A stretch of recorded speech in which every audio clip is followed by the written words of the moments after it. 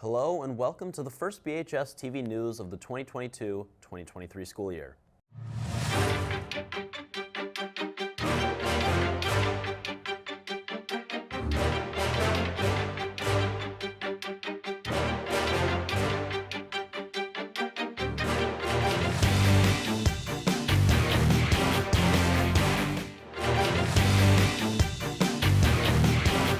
My name is Jackson Bragman, and we begin today with our Bloomfield Hills Blackhawks state championship winning men's tennis team. The Blackhawks capped off an undefeated season with a huge win in the state finals against Northville High to win their 4th state championship in school history. Congrats to the 2022 men's tennis team. With Halloween season looming, Abel Duchateau investigated what your classmates are doing this Halloween. A lot of people consider Halloween to be their favorite holiday due to the buckets load of candy that you can get. But how many of these people still celebrate it? Statistics show that people stop celebrating at ages 12 to 16. I'm Abel Duchateau, and I'm going to go see what our school thinks. All right, who are we here with? Gabby. Phoenix Eaton. Caitlin James. Karsten Connolly. Cedric. What grade are you in? Freshman. I'm in 10th grade. Junior. I'm a senior. Are you going to celebrate Halloween? Yeah. Yes, I am. Yeah, I'm gonna hang out with some of my friends. No, I think I'm going up to Michigan State. Yes. What are you doing? Taking the kids skating and going to get them some pizza and going home and watch movies. Are you going to like any parties or something? Yeah, we're gonna go to a party. Okay. Trick or treating? No. Probably. Haven't fully figured that out yet. Are you going to dress up? Yeah. Yes, I am. I'm planning on it. No. Yes. What are you going to dress up as? A boxer. I'm gonna be the Joker. Joker, yeah. I'm gonna be Dean Winchester from Supernatural. My wife is going to be Morticia and I'm going to be Ghostmask. That's from It's the Addams Family, right? Yes. All right, as you can see, a lot of kids will be dressing up, and everyone will be celebrating Halloween in their own special little ways. I'm Abel Duchateau, and that has been your special segment on Halloween for BHHS TV News. Thanks, Abel. It's great to see what the high schoolers are up to this year. Let's see what the youngsters are up to this Halloween season. Anthony Doria headed to the Bloomfield Township Public Library. With the fall season in full spring, the Halloween spirit is alive. And here at Bloomfield Hills Township Community Library, they hosted a trick-or-treat event for kids of all ages to enjoy that Halloween fun. I had the opportunity to interview Jen Taggart, the Youth Services Coordinator at the library. I have been a youth librarian here at the Bloomfield Township Public Library for over 21 years now. She says that she loves to see all the smiles on the kids' faces, and was also one of the reasons why she did become a librarian. Oh my goodness, this is why I became a youth librarian. I love working with children, and I love seeing all the smiling faces and that they are happy after they've attended our programs. It's so much fun. Last year, that was our first trick-or-treat event, and we had over 200 people here for it. And with the success of this program, it should be going on for years to come and be a fan favorite.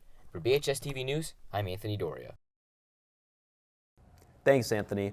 Hope to see lots of smiling kids at the Bloomfield Township Public Library this Halloween season. But Halloween isn't the only thing going on in Bloomfield this fall. Let's go to BHS TV News' own Jackson Bragman to tell us about some fall fun at the Franklin Cider Mill. The Franklin Cider Mill has been a staple of the Bloomfield Hills community for decades, and any Michigander will tell you that there is nothing better than a cup of cider and a warm, fresh donut on a fall day. I decided to head to the Franklin Cider Mill to see what all the hype was all about. The Franklin Cider Mill is buzzing this afternoon, with hundreds of families coming in and out to enjoy the fall weather, feed the ducks, and of course, enjoy some delicious cider and donuts. The cider mill has their basic pure apple cider that they sell, but that's not the only flavor of cider that you guys have to offer. What are the different flavors and what seem to be the most popular types of cider that you guys offer at the cider mill? Absolutely. So we've always had our traditional cider that's been sold here for many years, which is a mixture of apples. We also sell a Honeycrisp cider, which is made exclusively from the Honeycrisp apple. The traditional is made from that big mixture, so this is only the Honeycrisp apple. It's a little bit sweeter, it's a little bit lighter, and a lot of people do prefer that, especially if they have a sweet tooth. And the cider mill sells more than just cider and donuts. Dakota bread, so we have challah here, that's apple cinnamon and the regular. We have pumpkin sugar cookies here. We sell apple sauces, every different kind of jelly, jam, popcorn. We have caramel apples, endless amount of supplies of fall materials that we just absolutely love. And this year, one kick is that our donuts have always been our cinnamon spice donuts, but we're now selling donut dust, so you can get that cinnamon sugar that people just love to have on the donuts. So you just sprinkle it in your bag, shake it up a little bit, and you have cinnamon sugar donuts. It's a little DIY action for the people at home. Open 7 days a week from 8 a.m. to 6 p.m. The Franklin Cider Mill is the place for you to be all fall long. For WBFH,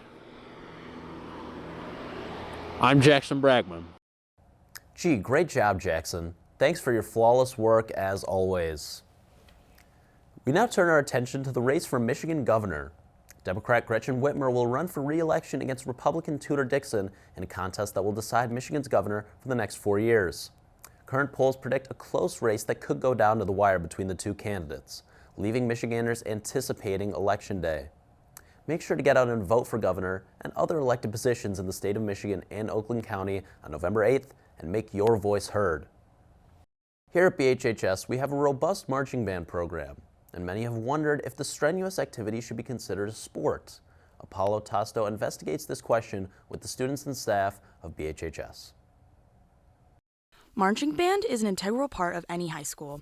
From their halftime performances to their class practices, these students commit their lives to playing an instrument. While the marching band has its emphasis on the performance, it also has the element of movement. They coordinate their moves to make different formations over a period of several songs. So this begs the question, is marching band a sport? I talked to several teachers, coaches, and students about their opinions on the matter. My name is Avis Nager, and I'm the athletic coordinator for the school district, and I run the high school athletics as well as the 3 middle school athletics. That's a tricky question. I think it could be considered a sport considering they do have competitions. I think that's a tough question. I think on one hand, marching band is it's very physically demanding and it takes a lot of time and effort that you have to put into it. But at the same time, a lot of other sports, they meet, more times a week. It's more competitive than marching band is. But I definitely think marching band is up there with sports, in a ranking, if you were to, it takes the same amount of physical energy and demand. One thing I always tell the kids is, we are the biggest team, not necessarily team sport, but the biggest team in the school. We're all varsity. There's no JV marching band. And every kid needs to contribute. And sometimes that can hold us back a little bit because maybe this freshman's not getting it and the senior is really bored. But what that can create, and I think what's really wonderful in the synergy that creates, is that senior's job is now to help that freshman and to help them succeed. While most people I interviewed said that marching band isn't a sport, they all highlighted that it does take skill, practice, and precision, just like any traditional sport. This has been Apollo Tosto for BHS TV News. One of the great things about Bloomfield Hills High School is the vast and unique courses our school has to offer. And Mohammed Al-Majoun is here to tell us about a class new to BHHS this fall. Hi everyone, my name is Mohammed Al-Majoun and this semester I've been lucky enough to enroll in Mrs. Toomey Detroit Past and the Present class here at the high school. I talked to Mrs. Toomey about the new class. So Detroit Past and Present is a class that we used to have in this district and haven't been offering for a few years, and we were able to bring it back. It's a class that's research-based, so each student is able to explore their own interests and curiosities about Detroit, and then we learn from each other. And this class is not only for study, but there are also a field trip to Detroit museums. We're going to be taking this semester alone at least one, but probably 2 field trips to Detroit. So on October 27th, we're going on our first field trip to Fort Wayne, Detroit, and then we'll take a little walking tour of the immediate Riverwalk area, see some of the African American history that's in that area, and then the Elmwood Cemetery where we have a lot of our founders buried. And it's also the site of the Battle of Bloody Run. And given that it's October, I should mention that these 2 sites are also some of Detroit's most haunted sites. Thank you, Mrs. Toomey, for this interview. This is all about the new class. Thanks for watching. Thanks, Mohammed. Finally, Reese Bedness is here to let us know about the recent Hurricane Ian down in Florida.